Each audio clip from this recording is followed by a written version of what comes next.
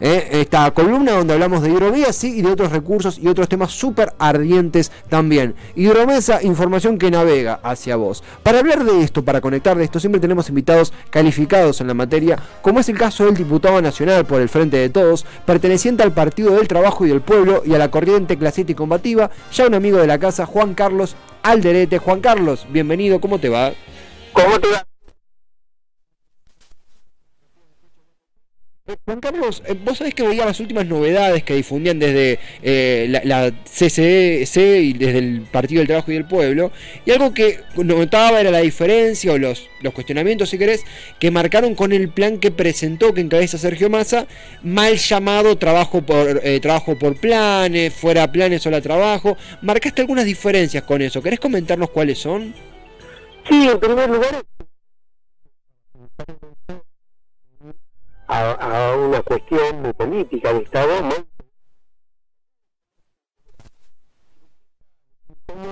Hay una cantidad de una población que requiere, por ejemplo, capacitación para entrar a la industria, particularmente los jóvenes. Y cuando uno dice particularmente los jóvenes es porque todos los oficios de la industria hoy, a través de la nueva tecnología, la robótica, la informática, es decir, los oficios que yo tengo, por ejemplo, lo he aprendido con el capataz, lo he aprendido mirando la máquina en la línea de producción, sí. Es decir, que es un poco artesanal también, ¿viste? Uno de los oficios últimos que he tenido he sido trasquilador metalúrgico, en lo cual teníamos que tener un cuidado tremendo para que la guillotina no nos coma un dedo. Sí. Hoy es todo tecnológico, entonces, por lo tanto, ¿cómo preparamos a esos jóvenes en el momento que nuestra economía se recupere? Seguramente la pequeña y la mediana industria va a volver de nuevo a tomar color de lo que ha sido años anteriores, ¿no? Eso en primer lugar. Y hay otra población que también, es decir, jamás va a entrar al trabajo formal, digamos, al trabajo de la informalidad, en este caso, llámese, que también yo considero que son trabajadores industriales, los obreros de la construcción, si sabemos muy bien que cuando se termina una obra, quedan sin trabajo, ¿no? Es decir, tiene que hacer un programa con convenio con universidades, con sindicatos, con industria, cosa que nosotros, por ejemplo, lo habíamos hecho años anteriores, con el gobierno de Néstor Kirchner, en lo cual inclusive logramos con una multinacional, le llamo yo, que en este caso una marca muy conocida del acero, hemos hecho una escuela fábrica, inclusive muchos de esos chicos, cuando la economía se recuperó, entraron a trabajar en la industria, ¿no?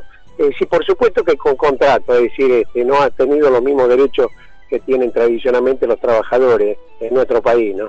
Pero bueno, pero entraron al trabajo formal, con todos los derechos de un trabajador, con obra social y todo lo demás. Es decir, a partir de que pequeñas y medianas obras públicas, que también el Estado allí tiene que aportar, inclusive la pequeña y mediana obra pública, construcción de vivienda, que también las organizaciones lo han hecho, por ejemplo. Es decir, cuando uno habla de obras grandes, obras públicas, me parece que hay que hacerlas, no es que no hay que hacerlas, pero las grandes obras públicas ocupan más maquinaria que mano de obra. Es decir, y todos los gobiernos han intentado poner los programas sociales, decir, al primer empleo o al empleo formal, y realmente han sido muy pocos los que lograron poder insertarse en el trabajo formal, ¿no?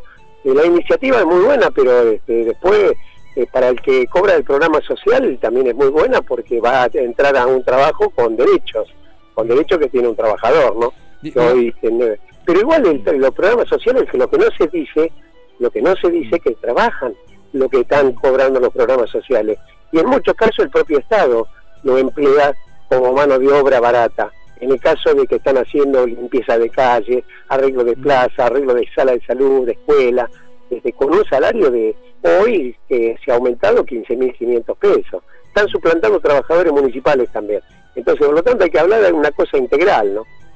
Juan Carlos, y en ese lado también, porque pareciera que identificando las carencias, se me ocurre decir, o las piezas que faltan en el proyecto que encabezó Sergio Massa, que uno no imagina que Massa sea alguien muy cercano a los movimientos sociales. Pareciera, escuchando lo que vos decías, que la parte deficiente o la carencia nuevamente está del lado de la capacidad formativa, la la criminalización de la gente que cobra un plan, que es gente que cobra un plan, pero en muchos casos también labura informalmente. ¿Crees que es desconocimiento, es mala intención, es falta de información? ¿Dónde crees que está la carencia central en lo que presentó Massa? Y lo que hay que hacer una cosa integral, reunión integral, tiene que haber una cosa colectiva, tiene que intervenir también la pequeña y mediana industria, los sindicatos, las organizaciones sociales que también tienen propuestas para hacer, y no se consulta muchas veces. Y cuando hay un debate de descalificación permanentemente, de acusaciones a las organizaciones sociales, inclusive a algunos del Frente de Todo le cuesta hablar del tema, porque algunos inclusive han llegado a hacer un análisis descabellado de que culpa de los problemas sociales se ha perdido la PASO el Frente de Todo, ¿no? Digo, análisis descabellado, porque ni siquiera tiene una seriedad de lo que ha pasado en la PASO y la señal que ha dado el pueblo en las elecciones de la PASO al Frente de Todo, ¿no? Y es cierto eso, me paro un segundo, porque es cierto que nos ha pasado a hablar de gente de diferentes escalas, más gente más del Frente Renovador, gente más de la centroizquierda del Frente de Todos, y está este dedo señalando a las organizaciones sociales. ¿Tenés alguna hipótesis vos desde el partido, desde la corriente, de por qué sucede esto? ¿Y qué harías vos con los planes, o qué harías vos, o desde tu plataforma, desde tu lectura, qué harías con los planes? Pero te pregunto más que nada, que eso ya medio lo hemos conversado, ¿por qué crees que se dio ese señalamiento con las agrupaciones y con los planes? La gente se irá votado para no sufrir la hoy llamada pandemia de Macri, los 4 años. Votó un programa, votó para que su situación cambie, votó para que haya una recuperación económica, cosa que hubo un cachito, hubo una preocupación del Estado Nacional, particularmente producto de la pandemia en los sanitarios, que sabemos que la salud pública, el gobierno de Macri la destruyó, pero no alcanzó. Si la gente estaba muy enojada, nosotros lo hemos manifestado antes de la PASO, no nos escucharon, y nosotros le pedimos que en esta señal que se dio ahora, que nos escuchen, que nos escuchemos todos, es decir, porque salir en algunos programas de televisión, que es bueno, no es que es malo, es decir, no se ve la realidad, y la realidad está en los barrios populares, justamente en los barrios populares, lo que es en todo el país, porque nuestra organización está en todo el país, ha sido lo que la gente no fue a votar porque estaba enojada, no es que votó a otro candidato, no fue a votar porque estaba enojada, es gente que inclusive votó al Frente de Todo en el 2019, ¿no? Y hoy nosotros estamos trabajando para recuperar, porque no queremos volver para atrás, no queremos que esa derecha reaccionaria, porque ya se vio que una derecha reaccionaria vuelve a gobernarnos a nuestro país, ¿no? Es difícil, claro que es difícil, complejo, claro que es complejo, porque también nuestro país se merece que se discuta las cuestiones estratégicas, ¿no? Ustedes bien estaban hablando recién la mal llamada hidrovía, si tenemos que discutir las cuestiones estratégicas como el litio, es decir, hay una cantidad de cosas que hace al futuro y perspectiva como país, porque de lo contrario vamos a seguir dependiendo, y realmente ahí podrían entrar divisas también. ¿Quién no sabe que a través del contrabando que hay en la mal llamada hidrovía hay una cantidad de 12.000 a 14.000 millones de dólares, dicen algunos economistas, de que se fugan por ahí, se contrabandea por ahí, ¿no? Así que bueno, estamos hablando de que no es que da pérdidas estando en manos del Estado. Justamente esto, bueno, es lo que le da nombre a este espacio, ¿no? La hidromesa, que partió de las noticias que se acumulaban de hidrovía y que muchas veces teníamos que hacer medio un laburo de profundizar, buscarla, porque era una noticia muy silenciada por medios incluso afines al gobierno, y mucha gente despertó interés en eso, no solamente gente de la vía navegable, gente del Paraná, sino gente que vivía muchos kilómetros de ahí, se interesó. Vos sabés que veía algunas de las consignas que se iban a cantar el 17 de octubre, que se van a cantar, y las canciones incluyen menciones al río Paraná y a la mal llamada hidrovía. A mí me sale preguntar, ¿por qué crees que el gobierno o no eligió jugar ese partido, o eligió jugar ese partido medio que en términos futbolísticos, medio que con la reserva, con la cuarta división?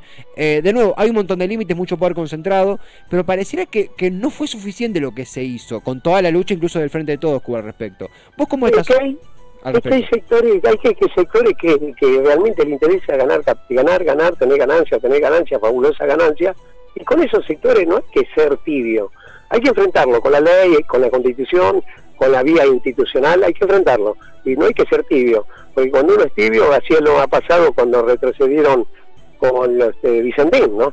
Es decir, y sabemos la estafa tremenda que ha hecho Vicentín al propio Estado y a pequeños y medianos productores del campo. Entonces de esas cosas las que tenemos que hablar. Nosotros lo hemos metido en esta campaña de la PASO y en la provincial, en la provincia de Salta y Jujuy, por ejemplo, el tema del litio. Que los gobernantes, los intendentes no discuten eso, el tema del litio, que ahí justamente la riqueza del litio está justamente en una de las zonas que es Jujuy, Salta, Catamarca, Tucumán. No se discute esto, y tenemos una fábrica de litio en la Universidad Tecnológica de allí de La Plata, la primera fábrica de litio. ¿Por qué nosotros no fabricamos nosotros la batería y la exportamos nosotros con mano de obra argentina? No, al contrario, se llevan el litio y tenemos que comprar nosotros la batería con mano de obra extranjera, ¿no? Che, estamos en comunicación con Juan Carlos Alderete, diputado nacional por el Frente de Todos, pertenece al Partido del Trabajo y del Pueblo y a la corriente clasista y combativa. Fuertemente reteo, menciono esto del litio. Vuelvo un segundo a lo que es no hemos hablado aún de lo que es la movilización del 17. Hay una realidad que desde del PTP y desde la corriente clasista y combativa ya han movilizado antes del 17 por diferentes consignas. El 17 parece ser la primera gran convocatoria popular, la primera desde el gobierno, la primera que yo recuerdo desde el 10 de diciembre de 2019. Te consulto, ¿cómo viste las idas y vueltas sobre qué iba a pasar el 17? ¿Cuál es la posición de tu partido al respecto? ¿Cómo vienen avisorando lo que pasa el domingo? Y nosotros le dijimos de primer momento, nosotros nos vamos a movilizar como lo hemos hecho siempre en una fecha tan histórica, tan sentida, que es para los trabajadores en la Argentina, ¿no? Es decir, justamente el 17 de octubre, ¿no? No solo significa el Día de la Lealtad, sino que tiene una historia, inclusive una historia que la gente se ha movilizado para recuperar y sacarlo de la cárcel a Juan Domingo Perón, y particularmente los obreros. Es decir, por lo tanto es una fecha que no podemos no dejar de estar nosotros los trabajadores, y creo que de cualquier ideología, inclusive porque es parte de la historia de nuestro país, ¿no? Y del movimiento obrero. Y Juan Carlos, vuelvo un segundo a lo que hablábamos al principio, ¿no? Ya un poco comenzando a concluir, sabemos que son días súper movidos, pero me quedo ahí en el tintero. Vos mencionaste que en los barrios populares, ¿no?, que ustedes caminan, hay enojo de la gente, incluso enojo que hasta la llevó a no ir a votar el domingo de las elecciones. ¿Cuáles son los principales motivos de ese enojo? ¿Es salario, es laburo, es educación? ¿Dónde identificás eso? Es trabajo, inseguridad, el trabajo y los que están trabajando, el poder adquisitivo, la inflación se lo devora, es decir, por lo tanto, lo que hacen changa, cada vez menos changa, porque el trabajador que tiene su salario formal, como tiene un poco poder adquisitivo, ya dejó de arreglar su casa, de arreglar su jardín. Bueno, esto es una cantidad de cosas que realmente dejó de funcionar, ¿no? Hoy nosotros estamos saliendo en todos los lugares para decir a los que nos fueron a votar y que conocemos, son amigos, somos familia, inclusive muchos de ellos, vecinos nuestros, para decirle, bueno, tenemos que luchar porque si no, de lo contrario, vuelve otro gobierno que realmente ha dejado un desastre en nuestro país. En todo caso, en esto, si no llega a cumplir el Frente de Todos con su programa, salgamos juntos a la calle a reclamar a nuestro propio gobierno, ¿no? Juan Carlos, la última, a ver, siempre agradecemos el tiempo porque es una manera de conectar con las reivindicaciones, los debates por los recursos. Mencionaste el litio, hablamos también de la mal llamada hidrovía. Uno esperaba desde la derrota de septiembre aprender de los errores, creo que aún estamos viendo los resultados de lo que se ha hecho. Hubo incorporaciones en el gabinete. ¿Qué es lo que te ha agradado de lo que se ha hecho nuevo? ¿Qué es lo que por ahí no te agrada tanto sobre los cambios que hubo desde septiembre para acá? ¿Qué balance haces para cerrar? Y algunas cosas tendría que haber hecho antes de la PASO, la que se está haciendo ahora. Ojalá que el tiempo alcance. Y ojalá que se cumpla inclusive con todos los anuncios, ¿no? Porque es otro de los temas de que muchas veces se anuncia cosas que después no se cumplen, ¿no? ¿Habla más de lo económico, de lo político? ¿Por qué de lo económico, en todos estos programas que se está diciendo, es decir, yo quisiera conocer bien la implementación, cómo sería, qué población llegaría, es decir, porque muchas veces los anuncios suenan lindo como frase, pero después los hechos es muy difícil de concretar porque justamente los actores principales no están allí para poner el hombro y poner idea para llevar a cabo eso, ¿no? Juan Carlos, como siempre, gracias por el tiempo, por las palabras, por la nota. Siempre invitado y será hasta la próxima, si te parece. Muchísimas gracias. Muy buenas tardes y un gusto estar en el programa de ustedes. Un placer, muchas gracias, el gusto es nuestro. Juan Carlos Alderete, diputado nacional por el Frente de Todos, perteneciente a la corriente clasista y combativa, forma parte, es dirigente del Partido del Trabajo y del Pueblo. Él casi siempre, cada 2-3 semanas, nos atiende para charlar un poco de estos temas que tanto nos importan. La hidromesa, información que navega hacia vos en una de las columnas que más énfasis hacen cubrir el debate político por los recursos.